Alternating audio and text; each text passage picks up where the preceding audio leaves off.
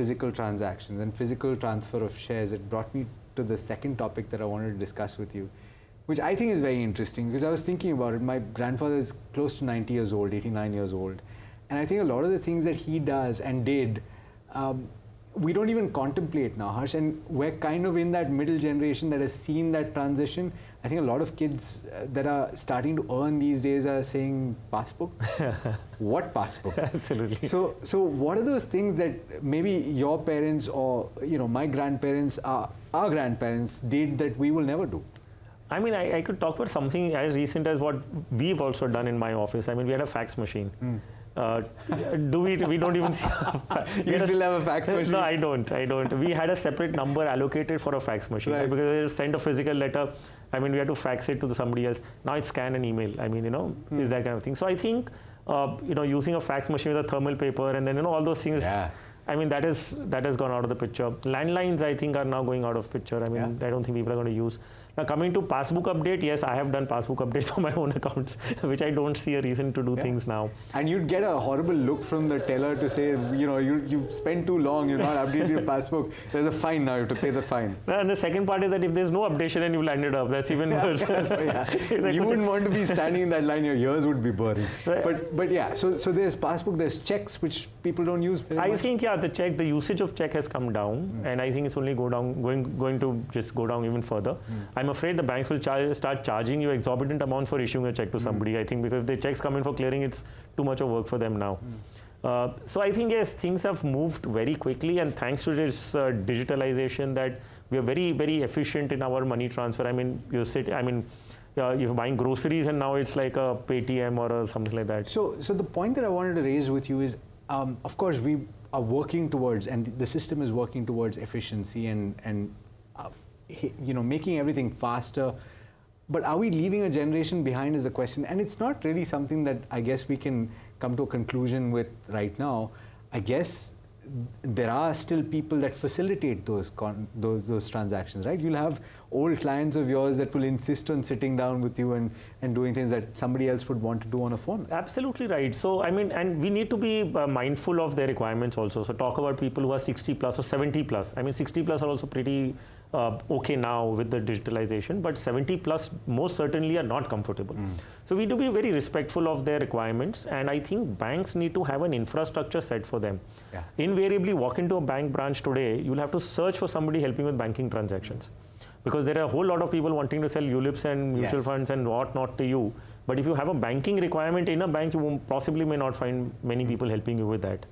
So there has to be an infrastructure very sensitive to senior citizens, because they're not conversant with online things. To that end, and we've had conversations on this program as well with representatives of the cyber cell in Mumbai, where you have more instances of people falling prey, particularly of that generation, falling prey to scams.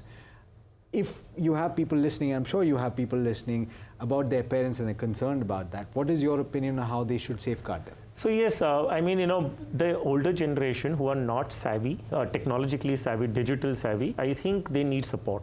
And somewhere you will need to be involved with them. As far as possible, I would say, if you're living together, try and avoid any digital logins on their mobile. Okay, because they are vulnerable. They are sensitive. I mean, they are susceptible to somebody threatening them online and saying that, okay, I've sent you a link, which is, there is one scam where they say that I've mistakenly sent money to you.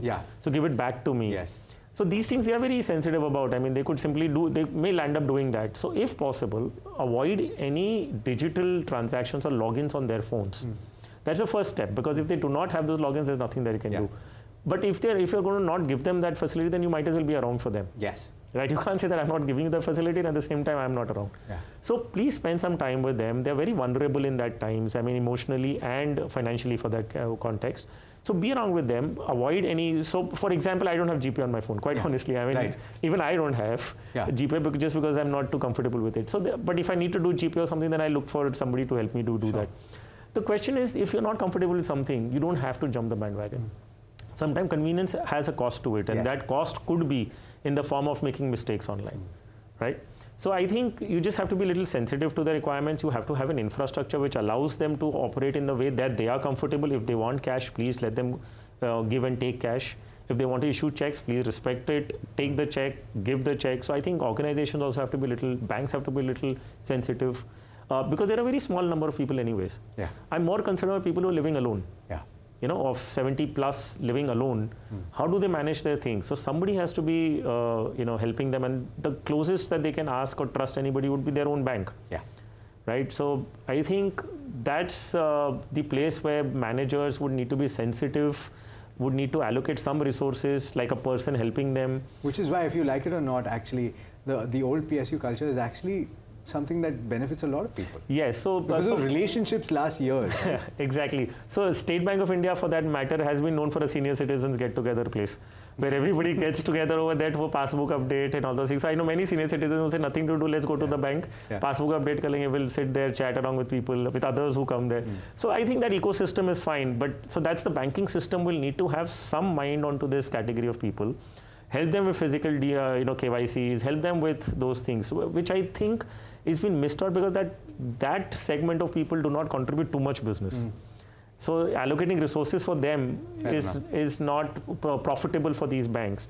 But they would need to have somebody, one person at least in the bank having the patience to deal with them, because they can be very unreasonable in their questions also and their demands, but which is fine. I mean, I think we should all take it with a pinch of salt. No doubt. And support them as far as possible. Yeah, and it's been a very insightful conversation as always. Thank you so much for joining me in the studio. My pleasure, Tom.